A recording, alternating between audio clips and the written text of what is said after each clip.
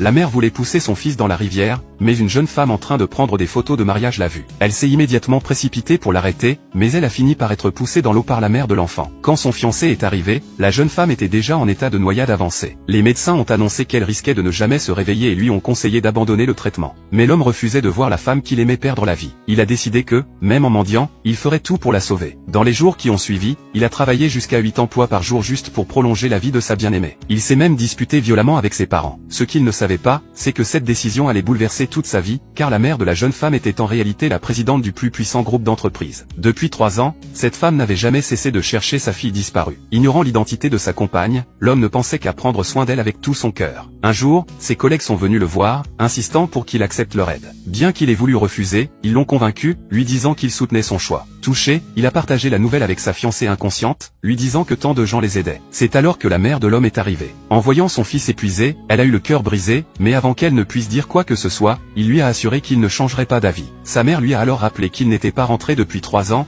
puis elle a sorti l'argent que la famille avait économisé tout ce temps pour aider la jeune femme à guérir. Pris de remords, l'homme s'est excusé. Sa mère lui a dit que c'était l'anniversaire de son père ce jour-là et lui a demandé de rentrer à la maison pour le voir. Il a accepté immédiatement. En voyant son père, il s'est senti encore plus coupable, mais son père lui a simplement dit « Ta fiancée est devenue comme ça en voulant sauver quelqu'un. C'est une femme bien. Nous sommes une famille, nous devons affronter cela ensemble. » C'est alors que l'oncle de l'homme est arrivé avec sa famille.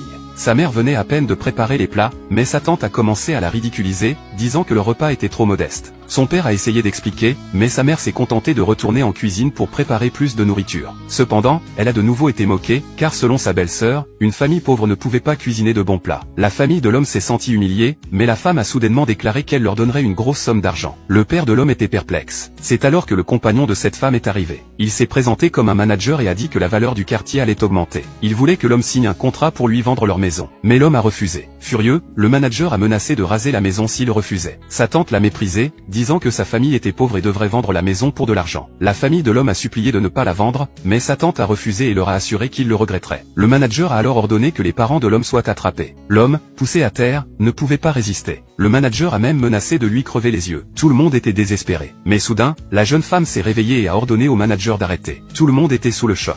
Elle a promis qu'elle remercierait tous ceux qui l'avaient aidé et a menacé le manager de terribles conséquences s'il continuait. Mais il n'a pas pris sa menace au sérieux. À ce moment-là, la présidente a reçu l'appel de sa fille. Elle s'est immédiatement précipitée pour la rejoindre, ordonnant à son secrétaire de l'aider sans attendre. Face à tant d'humiliation, la jeune femme a juré que plus jamais l'homme et sa famille ne subiraient d'injustice. Le manager a alors exigé que la famille de l'homme s'agenouille devant lui et s'excuse, mais l'homme a refusé catégoriquement. Furieux, le manager a ordonné la destruction de la maison. Tout le monde était impuissant. Mais à cet instant précis, le secrétaire de la présidente est arrivé et a projeté le manager à terre.